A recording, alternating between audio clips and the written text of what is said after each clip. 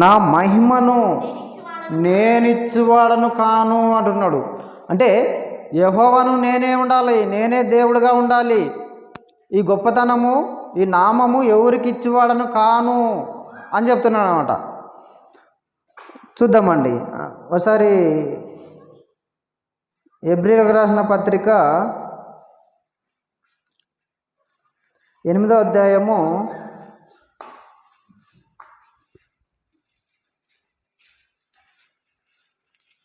'ఇది నా నామము, నేనే చనిపోవాలి నా పిల్లల కొరకు' అని దేవుడు అనుకున్నాడు. మరి అనుకున్నవాడు ఆయన చనిపోకుండా యేసుక్రీస్తు ఎందుకోసము వచ్చాడు ఈ లోకానికి చనిపోవడానికి? చూద్దామండి. 8వ అధ్యాయము హెబ్రీయులకు రాసిన పత్రిక 8వ అధ్యాయము 12వ వచనం. నేను వారి దోష విషయములై దయగలిగి వారి పాపములను ఇకను ఎన్నడూను జ్ఞాపకము చేసుకోవడంట. అంటే భూమి మీద నరులను బట్టి పాపాలు చేసినందుకు నాకు జ్ఞాపకం వస్తే ఏం చేస్తాను? అందరినీ చంపేస్తాను. కాబట్టి నేను జ్ఞాపకం చేసుకొని ఇప్పుడు నుండి మరి ఏం చేయాలంట? నా ప్రాణాన్ని ఇచ్చైనా నా పిల్లల్ని కాపాడుకోవాలి అనుకున్నాడు అన్నమాట. చూద్దామండి, సమయం లేదు, త్వరగా పోదామండి. అదే హెబ్రీయులకు రాసిన పత్రిక 6వ అధ్యాయము 23వ వచనం చదవండి. 6వ అధ్యాయము 23వ వచనం, 22 చదవమ్మా. 6 ఎలా అయినగా మనము పాపం వల్ల వచ్చిన జీవితం మరణం అని అంటచ్చు. ఎన్నో వచ్చిన చూడు. రోమిలకు రాసిన పత్రిక అండి. హెబ్రీయులకు రాసిన పత్రిక తీసినారు కదా. రోమిలకు రాసిన పత్రిక 6వ అధ్యాయము 23వ వచనం. ఎలా అనగా పాపము వలన వచ్చే జీతము మరణము. పాపం చేసామంటే మనకేమంట? మరణమే. ఆ మరణాన్ని నుండి రక్షించడానికి మరి ఏం చేయాలి? మరణ శాసనం రాసిన వాడు చనిపోవాలి. అది చనిపోతేనే, ఆయన చనిపోతేనే మళ్ళీ మనకు పాపక్షమాపణ, మళ్ళీ మనకు నిత్య జీవము అనేది వస్తుందన్నమాట. చూద్దామండి. హెబ్రీయులకు రాసిన పత్రిక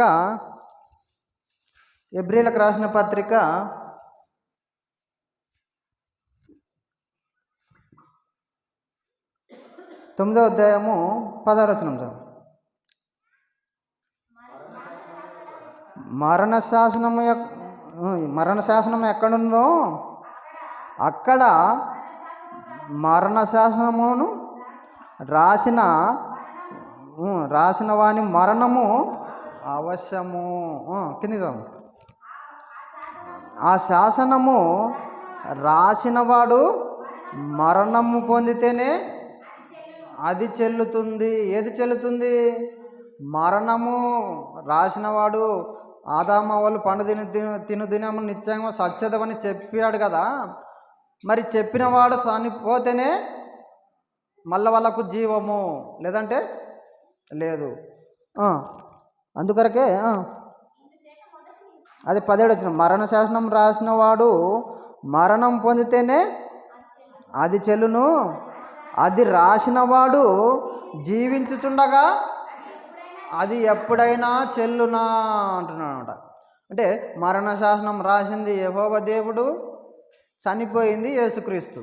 మరి ఏం జరిగింటుంది ఇక్కడ? యెహోవా దేవుడు మరణ శాసనాన్ని రాశాడు. ఈయన చనిపోతేనే మనకు రక్షణ, అంతేనండి. మరణ శాసనం రాసిన వాడు మరణిస్తేనే అది చెల్లుతుంది. అది మరి ఆ మంచి జీవిస్తుండగా అది చెల్లునా అని ఉంది అక్కడ. అంటే ఆయన చనిపోతేనే మళ్ళీ మనకు నిత్య జీవము ఉంది. మరి యేసుక్రీస్తు చనిపోతే ఎట్లా వస్తుంది జీవము అంటే యెహోవా దేవుడు నేను చనిపోవాలని సిద్ధపాటు కలిగి ఉన్నాడు. మరి కన్న తండ్రి చనిపోతానంటే కుమారుడు చూస్తూ ఊకుంటాడా? పక్కనే ఉన్నాడు యేసుక్రీస్తు. మరి ఏమంటున్నాడు? తండ్రి నానుండగా నిన్ను చావనివ్వను, నీకు బదులుగా నేను వెళ్తాను, అవసరమైతే నీ నామం పెట్టుకొని వెళ్తాను, నీ పేరు పెట్టుకొని వెళ్తున్నాను, నేనుండగా నిన్ను చావనివ్వను అని ఎవరు అంటున్నారు? యేసుక్రీస్తు అంటున్నాడు. అంటే ఆయనకు ఏమి, నేనే చనిపోవాలి, నా పిల్లల్ని చంపుకోవడం నాకు ఇష్టం లేదు, అది నాన్న రాశాను కాబట్టి నేనే వెళ్తానని దేవుడు. కానీ పట్టుబట్టి కూర్చున్నాడు ఎవరు? యేసుక్రీస్తు. చూద్దామండి ఒకసారి.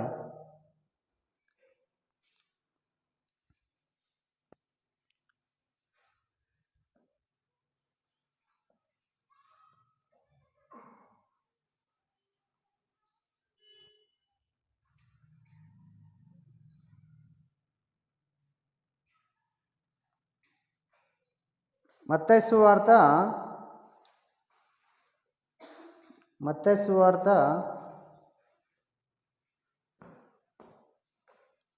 23వ అధ్యాయము 3వ వచనం నుండి చదువు. 3వ అధ్యాయము 3వ వచనం నుండి చదువు. మత్తయి సువార్త 3వ అధ్యాయము 3వ వచనం. ప్రభు మార్గము సిద్ధపరచుడి, ఆయన త్రోవను సరళము చేయుడి, అరణ్యములలో కేక వేయుచు ఒక శబ్దము ప్రవక్త అయిన యేషయా ద్వారా చెప్పబడెను. ఎవరు వస్తున్నారంట? రావాల్సింది యెహోవానే, కానీ యేసుక్రీస్తు వచ్చాడు. ఎలా వచ్చాడంట? అదే యెషయా గ్రంథము ఒకసారి చూద్దామండి. యెషయా గ్రంథము 40వ అధ్యాయము 3వ వచనం. ఆలకించుడి, అడవిలో ఒకడు ప్రకటించుచున్నాడు, ఎట్లనగా అరణ్యములో యెహోవాకు అంటున్నాడు. చూడు, ఇక్కడ వచ్చింది ఎవరు? భూమి మీదకి వచ్చింది ఎవరు? మరి యెహోవాకు మార్గం సిద్ధపరచని అంటున్నాడు. మరి యెహోవాకు మార్గం సిద్ధపరచడానికి బాప్తిసం ఇచ్చే యెహోవాను వచ్చాడు యేసుక్రీస్తుకి. మరి యెహోవా అంటున్నాడు ఎందుకు ఇక్కడ? అంటే ఆయన పేరు పెట్టుకొని వచ్చాడు, ఆయన నామం పెట్టుకొని వచ్చాడు. అర్థమవుతుందండి? ఎవరు వచ్చారు? తండ్రికి బదులుగా యేసుక్రీస్తు వచ్చాడు. తండ్రిని ఒప్పించి వచ్చాడు, ఆయన ఇష్టానుసారమే వచ్చాడు, బలవంతం రాలేదు. నా అన్నోళ్ళని, నా సహోదరులని, వాళ్ళ కొరకు నా ప్రాణం పెడతా, నీ కొరకు నా ప్రాణం పెడతా అని వచ్చాడనమాట. అందుకొరకు ఏమంటున్నాడు? చదవది, ఆలకించుడి, అడవిలో ఒకడు ప్రకటించుచున్నాడు, ఎట్లనగా అరణ్యములో యెహోవాకు మార్గము సిద్ధపరచుడి. అంటే నీ నామం పెట్టుకొని వెళ్తాను, నేను చనిపోయినా అది నీకే ఘనత రావాలి, యెహోవా చనిపోయాడనే ఉండాలి అని యెహోవా నామము పెట్టుకొని ఎవరు వచ్చారు? యేసుక్రీస్తు వచ్చాడు. ఒకసారి యెషయా గ్రంథము 9:6వ వచనం చదివితే బాగా అర్థమవుతుంది మనకు. ఇంకేమేం పేర్లు పెట్టుకొచ్చాడు అనేది తెలుసు. ఎలా అనగా మనకు శిశువు పుట్టెను, మనకు కుమారుడు అనుగ్రహింపబడెను, ఆయన భుజముల మీద రాజ్యభారముండును, ఆశ్చర్యకరుడు, ఆలోచనకర్త, బలవంతుడైన దేవుడు, నిత్యుడగు తండ్రి, సమాధానకర్త, అధిపతి అని అతనికి పేర్లు పెట్టబడను. అధిపతి అని అతనికి పేర్లు పెట్టబడను. అంటే ఇవన్నీ ఎవరికి ఉన్న పేర్లు? తండ్రికి ఉన్న పేర్లు ఇవన్నీ. యేసుక్రీస్తు నీ నామం పెట్టుకొని నేను వెళ్ళి మరణిస్తాను అని ఇవన్నీ పెట్టుకొని వచ్చాడు భూమి మీదకి. మరి ఇవన్నీ పట్టుకొని ఏం చేస్తారంటే, వచ్చింది భూమి మీదకి యెహోవా కదా అని కొంతమంది ఈ వచనాలు చూపిస్తారు. అర్థమవుతుందండి? యెహోవా వచ్చాడు అంటే ఆయన ఈయన అంతా ఒకటే అని బోధ చేస్తున్నారు కొంతమంది. కానీ యెహోవా నామము పెట్టుకొని వచ్చాడు, ఆయనకు బదులుగా ఈయన వచ్చాడు. చూద్దామండి. కీర్తనల గ్రంథము 118:26 వచనం.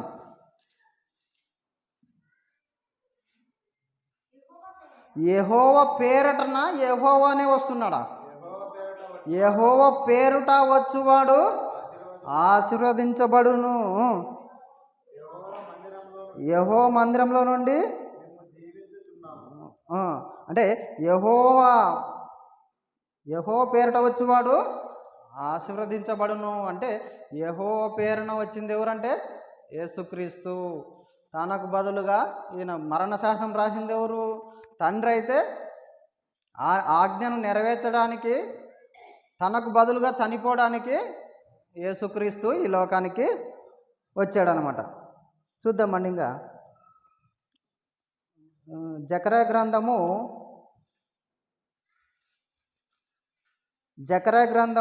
2వ అధ్యాయము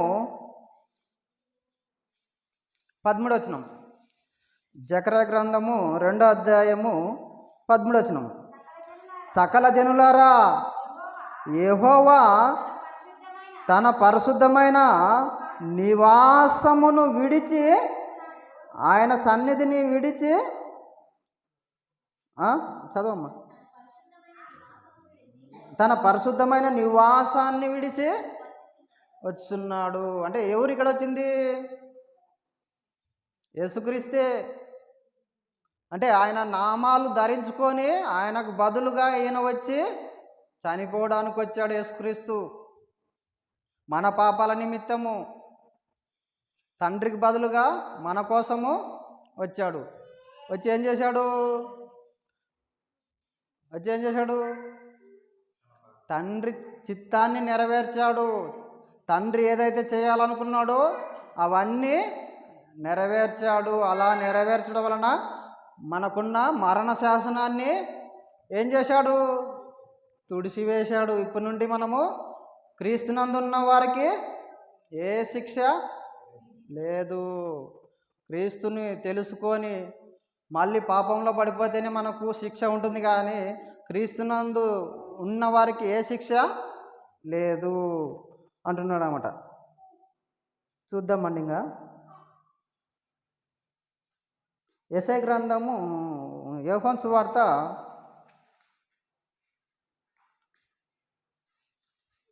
5వ అధ్యాయము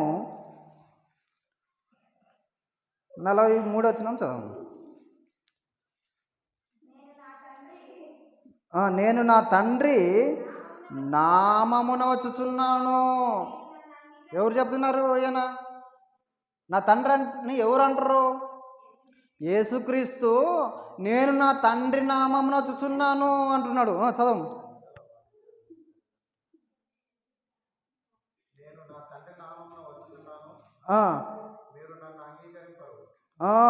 నేను నా తండ్రి నామం వచ్చుచున్నాను, మీరు నన్ను అంగీకరింపరు.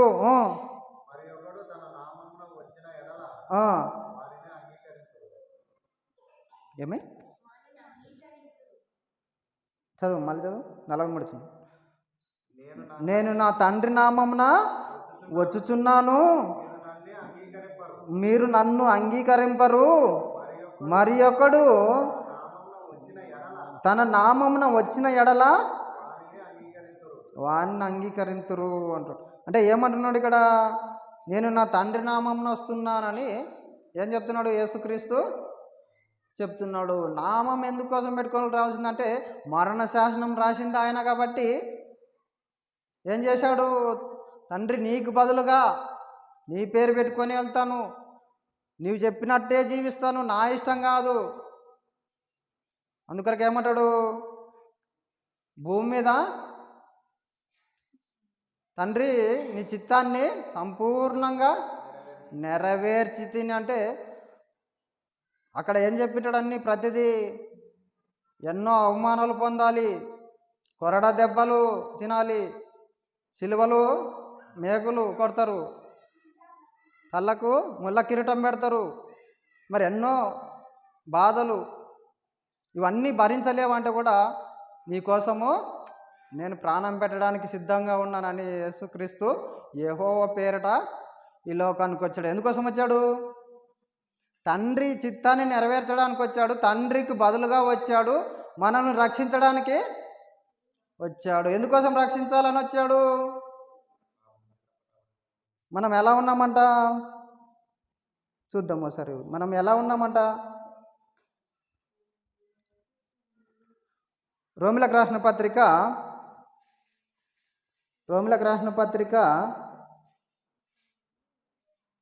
3వ అధ్యాయము 23 వచ్చిన చూద్దాం. ఏ భేదమును లేదు, అందరూ పాపము చేసి దేవుడు అనుగ్రహించు మహిమను పొందలేకపోతున్నాం. ఎందుకోసం పొందలేకపోతున్నాం అంటే పాపం చేసాము, పాపం చేస్తే మనకు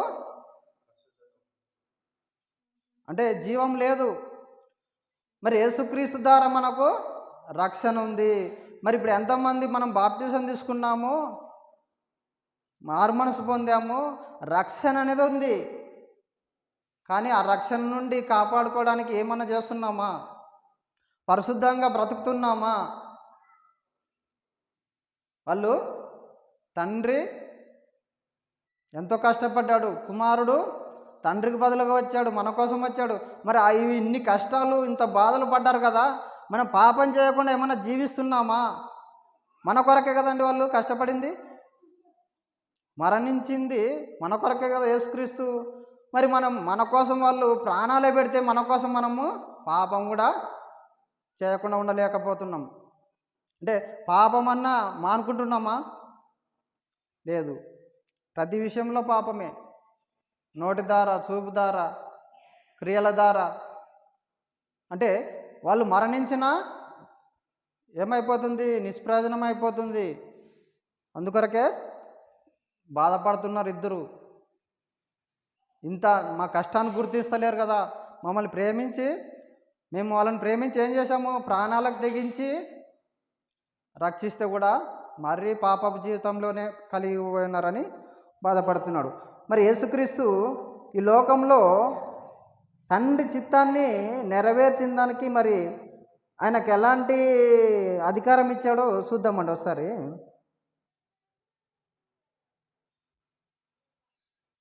ఫిలిప్పీలకు రాసిన పత్రిక ముగించుకుందాం, టైం లేదు. ఫిలిప్పీలకు రాసిన పత్రిక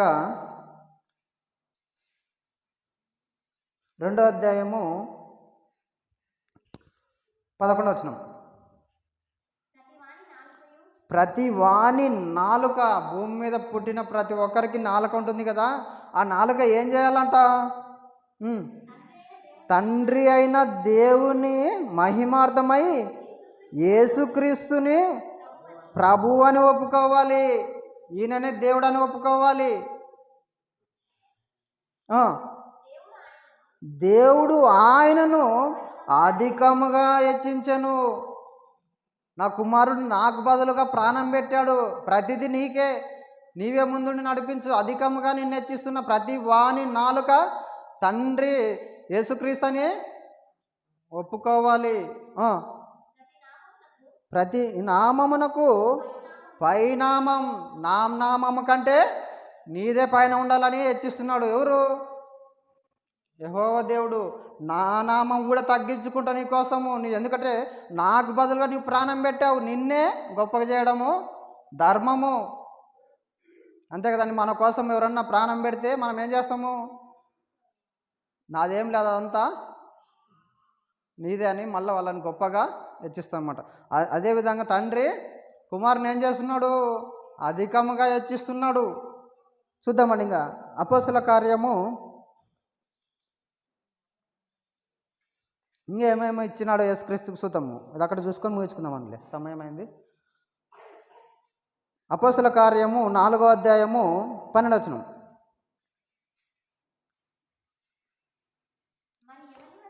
మరి ఎవని వలన రక్షణ లేదంట భూమి మీద మనం చేసిన పాపాలకు. మరి ఎవని వలన రక్షణ అనేదే లేదు. మరి ఎవరు వద్దుందంట? ఈ నామమునే మనము రక్షణ పొందవలని కానీ ఆకాశం కింద మనుషులలో ఇయ్యబడిన మరి ఏ నామమున రక్షణ పొందలేమంట. యేసుక్రీస్తు నామమునే పెట్టాడు. ఈ నామం అందే ప్రతి ఒక్కరికి రక్షణ. ఈయననే పాదాల కిందనే మీరు బ్రతకాలి, ఈయన పాదాలు పట్టుకొనే బ్రతిమాలుకోవాలని, ప్రతి వాని మోకాలు వంగాలి, ప్రతి వాని నాలుగు ఒప్పుకోవాలి. ఎందుకోసం అంటే తండ్రికి బదులుగా యేసుక్రీస్తు వచ్చి చనిపోయాడు. ఎందుకోసం వచ్చాడు భూమి మీదకి? యేసుక్రీస్తు పుట్టాడని పండగ చేసుకుంటామే కానీ ఇన్ని కష్టాలు అనుభవించడానికి వచ్చాడని ఎవరైనా పాపం చేయకుండా దేవుని మాటలు నలుగురికి చెప్పామా? నలుగురిని మార్చామా? పుట్టాడని సంతోషిస్తాము, కొత్త బట్టలు ధరించుకుంటాము, పిండి వంటలు చేసుకుంటాము. దానివల్ల ఏమన్నా దేవునికి కానీ మనకు కానీ ఉపయోగమా? ఎవరికి కూడా లేదు. యేసుక్రీస్తు ఎందుకోసం పుట్టాడో మనిషికి తెలియకుండానే సంతోషిస్తున్నాడు. కొంతమంది అంటారు దేవుడు పుట్టినరోజు ఈరోజు ఏం తాగల చుక్క ముక్క అంటున్నారు. దేవుడు పుట్టినరోజు ఆడి పాడి గంతులేస్తామంటారు. ఎందుకోసం గంతులేస్తావు? యేసు మన పాపాల నిమిత్తము చనిపోవడానికి వచ్చాడని తెలిస్తే గంతులేస్తామా? తాగుతామా? ఎంజాయ్ చేస్తామా? అంతే కదండి.